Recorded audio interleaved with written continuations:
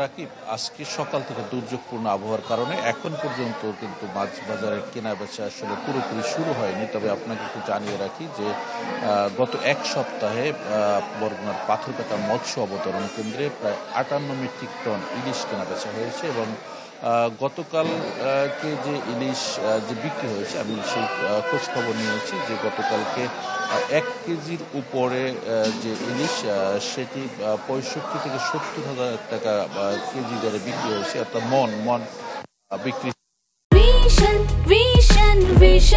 100% copper কন্ডেন্সারে তৈরি vision fridge, তাই গুণে মানে অটুট থাকে বছরের পর বছর।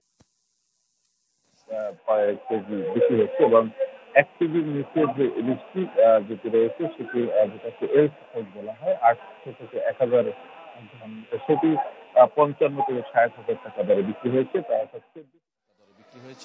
1400 থেকে 1500 টাকা কেজি দরে বিক্রি হয়েছে।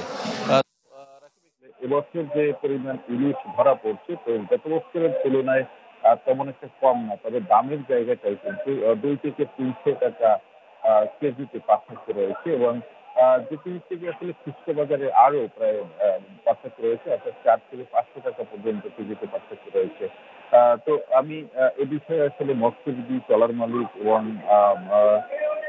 যারা এই মৎস্য রয়েছেন তাদের সাথে কথা বলেছি। তাদের যে দাবিটি রয়েছে যে আসলে বাজারের যে ঊর্ধ্বগতি এবং যে মাছ ধরার যে সরঞ্জাম, জাল এবং তেল বা বাজার সবকিছু মিলিয়ে যে খরচের যে পরিমাণ সে তুলনায় আর কি দাম বেশি না, এমনকি তাদের আসলে দাবি যে বর্তমান বাজারের জন্য এবং তাদের যে খরচ। সালেহ, আপনাকে ধন্যবাদ। দর্শক, ইলিশ বাজারের সবশেষ খবর জানাতে যুক্ত হয়েছিলেন সহকর্মী আবু জাফর সালেহ।